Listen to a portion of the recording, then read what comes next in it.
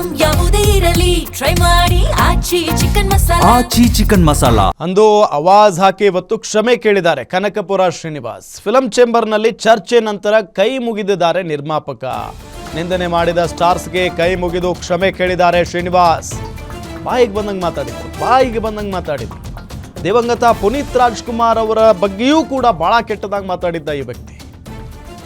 ಅದಾದ ನಂತರ ಇಡೀ ಚಿತ್ರರಂಗ ಒಂದಾಗಿ ಇವರನ್ನ ಬ್ಯಾನ್ ಮಾಡಬೇಕು ಅನ್ನೋ ನಿಟ್ಟಿನಲ್ಲೆಲ್ಲ ಮಾತುಕತೆ ಆಗಿತ್ತು. ಬಹಳ ಪ್ರಮುಖವಾಗಿ ಜೋಗೆ ಪ್ರೇಮ್ ಅವ್ರ ವಿಚಾರ ಆಗಿರ್ಬೋದು, ಬೇರೆ ಡೈರೆಕ್ಟರ್ಗಳ ಬಗ್ಗೆ ಎಲ್ಲ ಬಹಳ ಕೆಟ್ಟದಾಗಿ ಮಾತಾಡಿದ್ರು. ಒತ್ತಡದಲ್ಲಿ ಹೇಳಿರೋ ಮಾತು ಅದು, ದುಃಖದಲ್ಲಿ ಮಾತಾಡ್ಬಿಟ್ಟಿದ್ದೀನಿ ಅಂತೆ ನೋಡಿ. ಈಗ ಪುನೀತ್ ಸರ್ ದೇವರು, 7 ಕೋಟಿ ಕನ್ನಡಿಗರಿಗೆ ಕ್ಷಮೆ ಕೇಳ್ತೀನಿ. ಶಿವಣ್ಣ ಎಷ್ಟೋ ಸ್ಕೂಲ್ ಓಪನ್ ಮಾಡಿ ಸಹಾಯ ಮಾಡಿದ್ದಾರೆ. ಅವತ್ತೇನಾಗಿ ಸ್ವಾಮಿ ನಿಮ್ಮ ಬುದ್ಧಿಗೆ? ಹಾಗಾದ್ರೆ ಶಿವಣ್ಣ ನಿಮ್ಮ ಜೊತೆ ಸಿನಿಮಾ ಮಾಡಬೇಕು, ದಯವಿಟ್ಟು ಕ್ಷಮಿಸಿ. ದರ್ಶನ್ ನಮ್ಮ ಮಾಸ್ ಹೀರೋ, ಅವರ ಜೊತೆ ಸಿನಿಮಾ ಮಾಡ್ತೀನಿ. ದರ್ಶನ್ ಅವರು ದುಡ್ಡು ಕೊಡಬೇಕಿತ್ತು, ಕೊಡ್ತೀನಿ, ತಾಳ್ಮೆಯಿಂದ ಇರು ಅಂದಿದ್ರು. ಆರ್ಟಿಸ್ಟ್ ಇಲ್ಲದೆ ಸಿನಿಮಾ ಮಾಡೋಕ್ಕಾಗಲ್ಲ, ನಮಗೆ ನೀವು ಬೇಕೇ ಬೇಕು. ಪ್ರೇಮ್ AP ಅರ್ಜುನ್ ಅವರು ಸಿನಿಮಾ ಮಾಡೋಕೆ ಒಪ್ಪಿಕೊಂಡಿದ್ದಾರೆ. ಸಭೆ ಬಳಿಕ ಕೈ ಮುಗಿದು ಕ್ಷಮೆ ಕೇಳಿದ್ದಾರೆ ನಿರ್ಮಾಪಕ ಕನಕಪುರ ಶ್ರೀನಿವಾಸ್.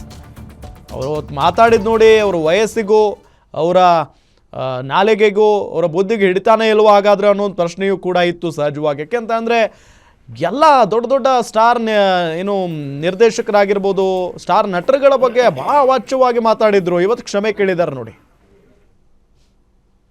ನಾನು ಕೆಲವೊಮ್ಮೆ ಕಾಟನ್ಪೇಟೆ ಗೇಟಲ್ಲಿ ಎಲ್ಲ ಗೊತ್ತಿರೋ ವಿಚಾರವಾಗಿ ಎಮೋಷನಲ್ ಆಗಿ ಅಲ್ಲಿ ಕೆಲವು ವಿಚಾರಗಳು ಮಾತಾಡ್ಬಿಟ್ಟೆ.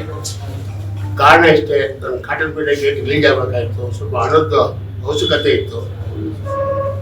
ಅದು ತುಂಬ ದುಃಖದಿಂದ ನಮ್ಮ ರಾಜ್ಕುಮಾರ್ ಅಂದರೆ ನನಗೆ ತುಂಬ ಅಭಿಮಾನ, ಮೇಡಮ್ ಅವರು ಅಂದರೆ ನಮ್ಗೆ ತುಂಬ ಅಭಿಮಾನ.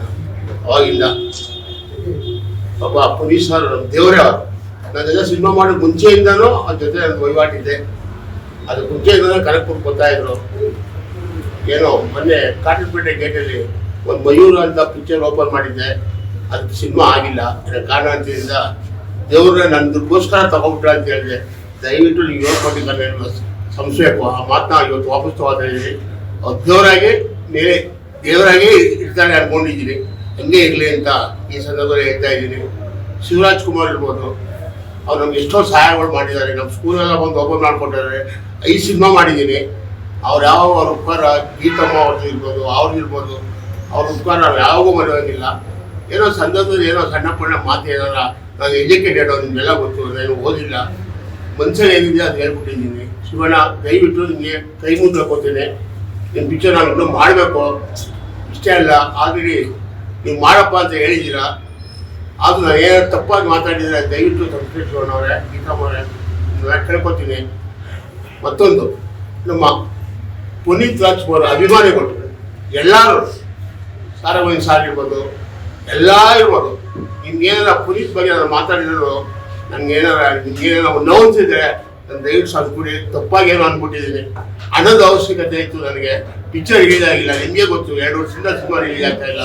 ಹಣ ಥಿಯೇಟರೆಲ್ಲ ಅಡ್ವಾನ್ಸ್ ಕೊಟ್ಟರೆ ಸಿನಿಮಾ ಆಗ್ತಿದೆ ಅಂತವ್ರೆ. ಅದು ಆರ್ಟಿಸ್ಟ್ ಯಾರೂ ಇಲ್ಲ. ಆ ಇಷ್ಟದಿಂದ ಸಿನಿಮಾ ರಿಲೀಸ್ ಆಗಲಿ ಅಂತ ದುಃಖದಲ್ಲಿ ಹೇಳಿದ್ದೀನಿ. ಅದು ಬಿಟ್ಟರೆ ಬೇರೆ ಇನ್ನೇನೂ ಇಲ್ಲ, ಇನ್ನೊಂದೂ ಇಲ್ಲ. ನನ್ನ ಪಿಕ್ಚರ್ ರಿಲೀಸ್ ಆಗುತ್ತೆ. ದರ್ಶನ್ ನಮ್ಮ ಹೇಳ್ಬೇಕು ಮಾಸ್ ಹೀರೋ. ನಾನು ಫಸ್ಟು ಅವ್ರಿಗೆ ಜೊತೆನೇ ಕುತ್ಕೊಂಡು ವರ್ಷಾನ್ಗಟ್ಟಲೆ ನಾವು ಮಾಡಿರೋದು. ಅವ್ರೇನೋ ಕಾಸು ಪಾಪ ಶೂಟಿಂಗ್ ಕೇಳಿದೆ, ಪಾಪ ಕಷ್ಟ ಇರುತ್ತೆ ಏನೋ, ಕರ್ಸಿ ನಾನು ಕೊಡ್ತೀನಿ ಶ್ರೀನಿವಾಸ್ ಅವರೇ, ಸ್ವಲ್ಪ ಕಾಲಾವಕಾಶ ಕೊಡಿ ಅಂತ ಕೇಳಿದ್ರು. ಆಯಿತು ಅಂತ ನಾನು ಬಂದ್ಬಿಟ್ಟೆ. ಅವರು ಪಾಪ ದುಡ್ಡು ಕೊಡಬೇಕು ಅಂತ ಅಂದಿದ್ದೀನಿ. ತಪ್ಪು ದರ್ಶನ ಅಣ್ಣ, ನೀವು ಯಾವಾಗ ಬರ್ತೀರೋ ಬನ್ನಿ, ದೇವ್ರು ಒಳ್ಳೇದು ಮಾಡ್ತಾರೆ, ನೀವು ಬಂದೇ ಬರ್ತೀರಾ. ನಾನು ನಿಮ್ಮೂರಿನಿಂದ ವಿಶ್ವ ಮಟ್ಟದವರೆಗೆ ರಾಜಕೀಯ, ಸಿನಿಮಾ, ಸ್ಪೋರ್ಟ್ಸ್ ಯಾವ ಸುದ್ದಿಯೂ ಮಿಸ್ ಆಗಲ್ಲ.